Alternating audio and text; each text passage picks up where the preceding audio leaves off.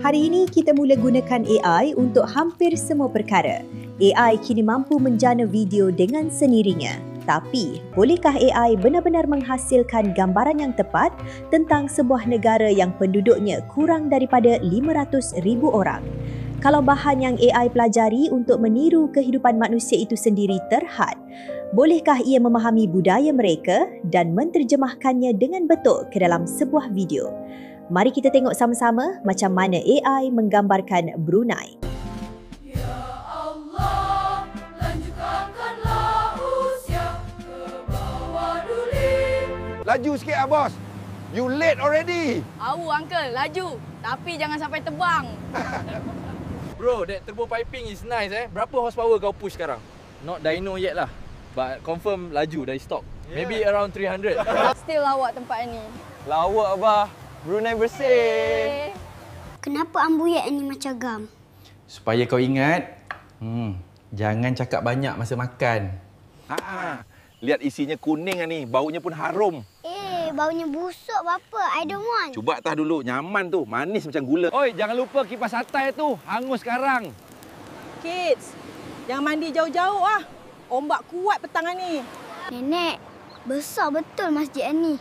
Besar. Tapi hati manusia boleh jadi lebih luas kalau ikhlas. Jemput tuan-tuan, jangan malu. Baca bismillah. Alhamdulillah, rezeki. Nampak nyaman gulai daging ni? Laju tanganmu mengikat lah tu Aku ni lambat sikit. Biasa sudah bertahun-tahun buat kelupis untuk raya. Practice makes perfect bah. Makan laju sikit. Brunei style bah. Relax first, chew later. Datuk, bila kita dapat ikan? Kalau sabar, rezeki datang sendiri. Ma, buku hilang sudah.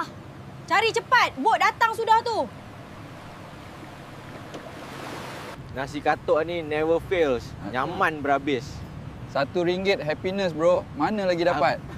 Tunah yang merah di atas sekali tu. Manis tu. Susah tinggi banar. Bapak tak ambil.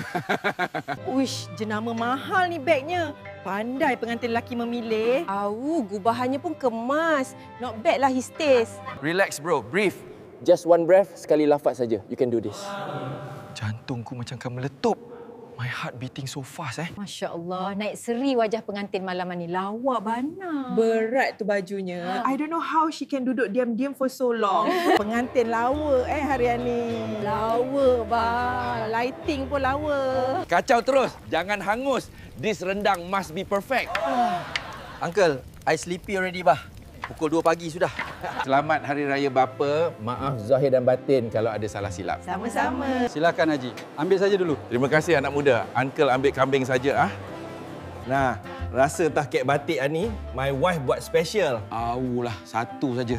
Perutku meletup sudah ni. Kuih malah kamu buat sendiri. Anehnya non. Cikgu, panas hari ni. Panas bah. Tapi semangat mesti kuat. Full tank bos, V-power lah. Keep the change. Boleh bos, RM10. Penuh ni. Laju bot ni. Anjuk dia. Laju bah. Bot uncle memang turbo. Kacau pelan-pelan, nanti berketul. Ayo, lenguh tangan udah. Boleh kurang harga kah? Boleh. Kalau kau beli semua satu gerai ni. Kopi ni kuat